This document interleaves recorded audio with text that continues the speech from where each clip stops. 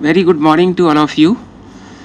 Uh, I like to give a small presentation on the initiatives of Ministry of Urban Development in terms of the National Urban Renewal Mission, which was launched in year 2005 by Government of India. It's a reform-linked program. As far as the JNNURM mission is concerned, it has got basically two parts. One part of JNNURM is headed by our ministry, that is the UIG Urban Infrastructure and Governance for Mission Cities, and UIDSSMT, that is Urban Infrastructure for Small and Medium Towns, also by our ministry. Parallel to that, Ministry of Housing and Poverty Alleviation is implementing the program that is called Basic Services to Urban Poor and Integrated Housing Development Program.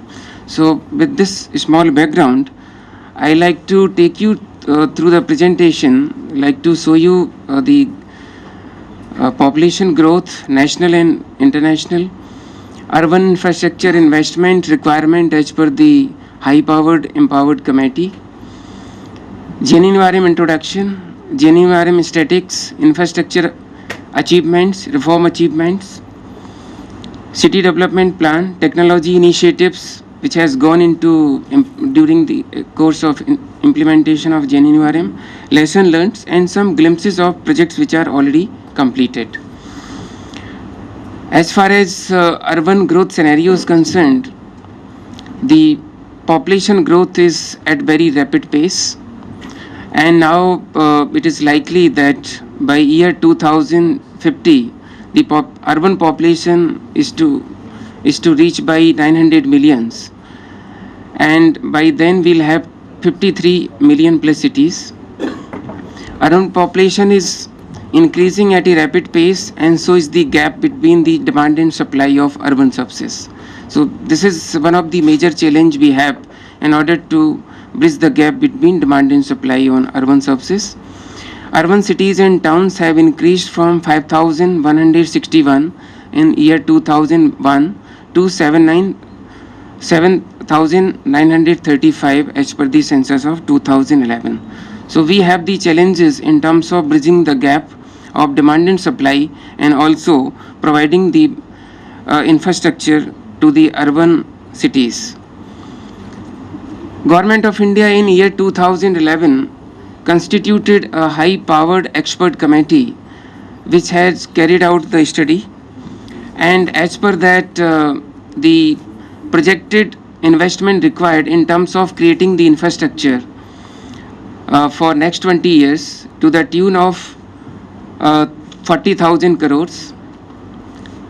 Then further to maintain that the same, we require 39.2 lakhs crore to maintain such created infrastructure. The infrastructure requirement is basically in the road sector, urban road sector, urban transport sector, sewerage sector, water supply. These are the sectors which are the basic sectors in terms of creating the infrastructure for the urban cities. As such, JNNURM is a reform-linked scheme which was launched in year 2005, and with the objective to encourage reform and fast-track plan development of identified cities as prioritized by the states.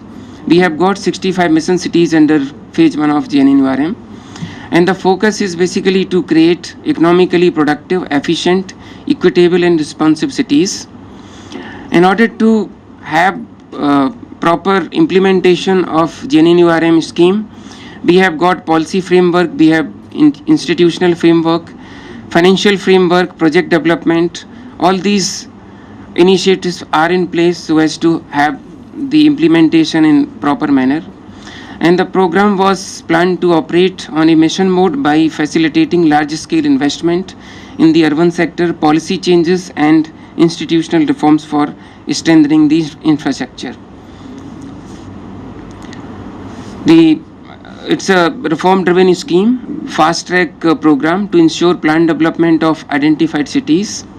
with an objective to have integrated infrastructure services, establish linkage between asset created and asset management, ensure adequate funds to meet infrastructure deficiencies, plan development of identified cities, including peri-urban areas, scale up delivery of civic amenities and provision of utilities to emphasize on universal access to urban poor, enhancement of urban services delivery and urban governance, social focus on urban renewal programs for old cities.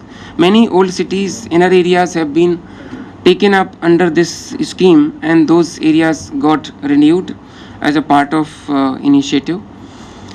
At a glance, the duration of the JNNURM program has been from 2005-6 to 2011-12.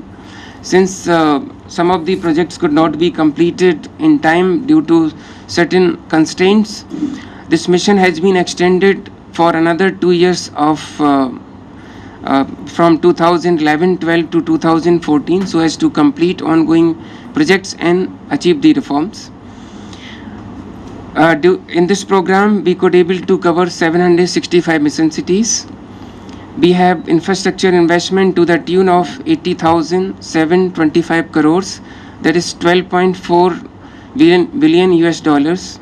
Central allocation is to the tune of 42,900 crores, that is equivalent to 6.5 billion US dollars. We have sanctioned 1,356 projects, and 604 projects have already been completed. And reform achievement has been to the extent of 78%, that I will show you in the subsequent slides. Admissible components which are under JNNURM are the water supply and sanitation, sewerage, solid waste management, stormwater drains, urban transport, roads and flyovers, parking lots, spaces on PPP basis, development of heritage areas, urban renewal, soil erosion, landslides, preservation of water bodies. State governments, based on the priority decided by the state government, they send proposal to Government of India, and then Government of India considers those proposals through various mechanisms available in the ministry. As such, water supply and sanitation as well as solid waste management is the common priority area for both Government of India as well as for the state government, because our mission cities and the small and medium towns do lack in the basic services. So we have got majority of the project basically in these 3-4 sectors: water supply, sanitation, sewerage, solid waste management, as well as road transport sector. Infrastructure achievement glimpses, I like to just highlight that under water supply sector, we have now achieved 24/7 water supply in the cities like Surat, Nagpur, Hyderabad. In such cities, we have already achieved the benchmark of 24/7 water supply. Reduction of non-revenue waters. This is happening in Nagpur city. It's a live examples. Seawater desalination plant. It is available in. It has been developed in Chennai, state of Tamil Nadu, and enhanced to provide 135 to 150 LPCD water supply. This is achieved in majority of the mission cities. Sewerage and stormwater drain, improvement of sewerage network, generating electricity from treatment plants. We have examples from Pune and as well as from Surat Municipal Corporation. Recycling and reuse of treated sewerage effluent is happening in Jaipur city under mission city. Reduce flooding and consequent economic losses.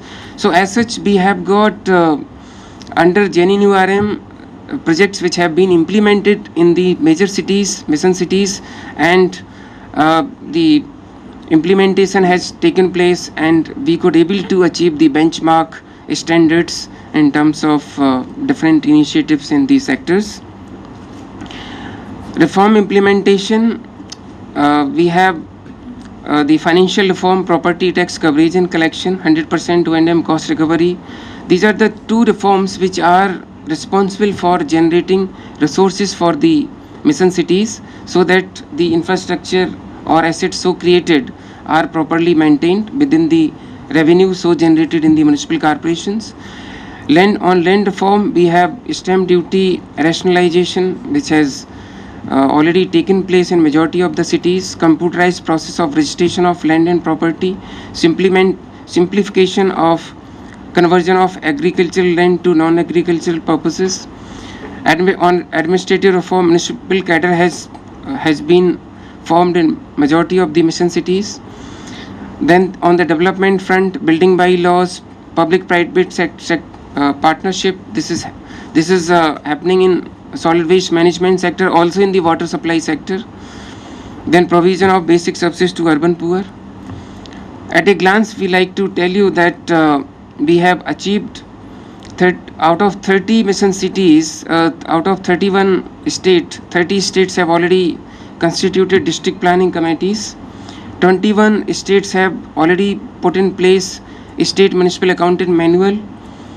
25 states have already achieved the Rent Control Act, and another 25 states have already reduced the stamp duty to the extent of 5%, and 15 states have already formed municipal cadres so as to have professionals in the area of accounting, urban planning, finance, municipal engineering.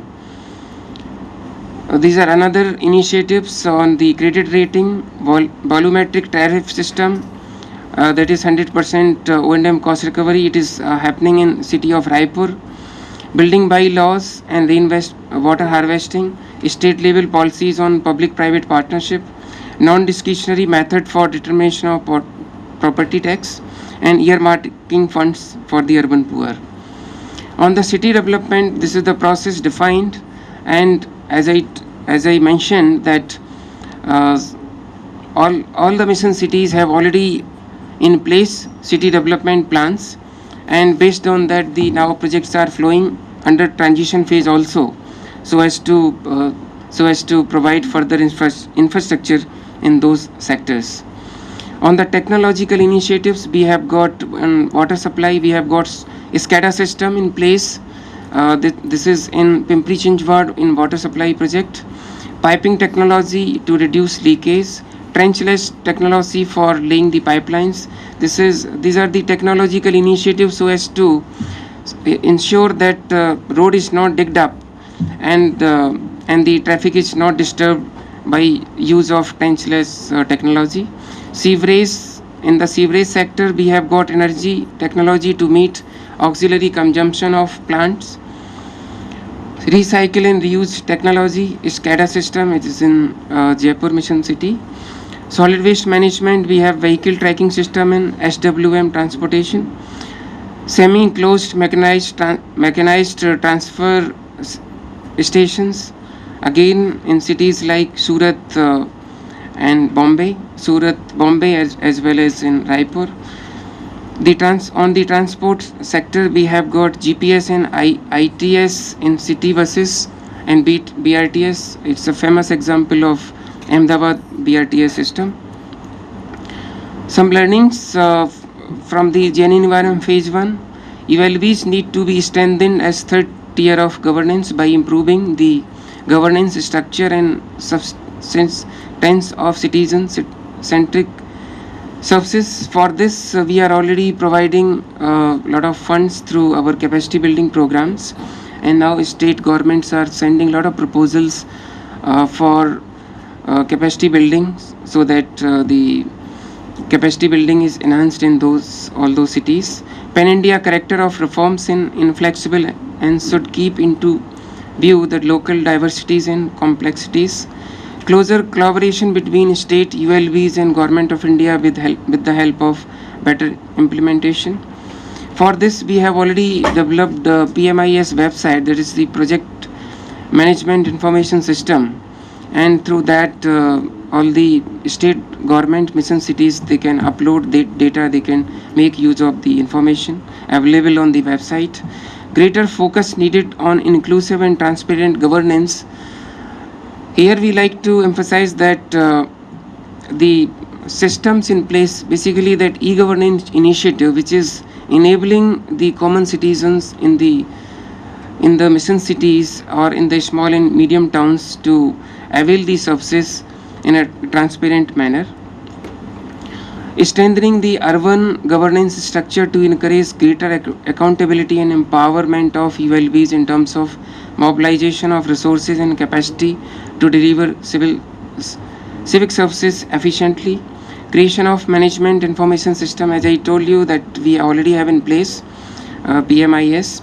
Establish regular avenue for participatory planning to consult communities, solicit feedback and generate consensus on projects. Creation of, for that we have various workshops organized in the Delhi, in the ministry as well as in the states. Creation of a regulatory system for ensuring efficient service delivery with appropriate pricing and with arrangement for grievance redressal. I like to show you some glimpses of the projects which are already completed. Like one, the project, water supply project at Surat. This project has resulted into piped water supply for projected population of 2.2 lakhs for up to year 2019, and that by then the population will be there 4.4 lakhs, and it is facilitating better public health and reduced chances of waterborne diseases. In Nagpur water supply, we have got energy audit done, and here we have now 285 MLD as against earlier 202. So this is also resulting into better capacity of the water supply network there. This is another example of seabreeze system, Veshu area in Gujarat. This is also resulted into 25.25 MLD for future population of 4.4 lakh population. It has eliminated the dependence on secondary disposal system, and such as septic tank, all those got eliminated. Development of management sewerage system for sector 5 in Kolkata, Salt Lake. This project got implemented in year 2010, and it is giving advantage to the citizens there to the tune of 2.27 lakhs population. Solid waste management project in Nasik.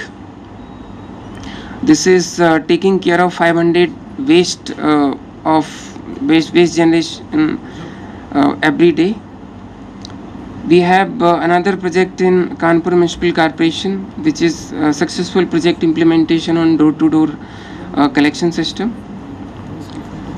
On roads and flyover, we have got Rajiv Gandhi Circle at Hyderabad. This has resulted into reduced traffic congestion, air noise pollution, and improved access to the pedestrian there.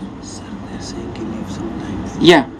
This is just last 2 slides. I am just completing. Yeah. This is the urban transport project at BRTS in Ahmedabad. Then the down one is the TTM, that is the Traffic Transit Management Center at Bangalore. Heritage project in Nanded in Maharashtra. Thank you.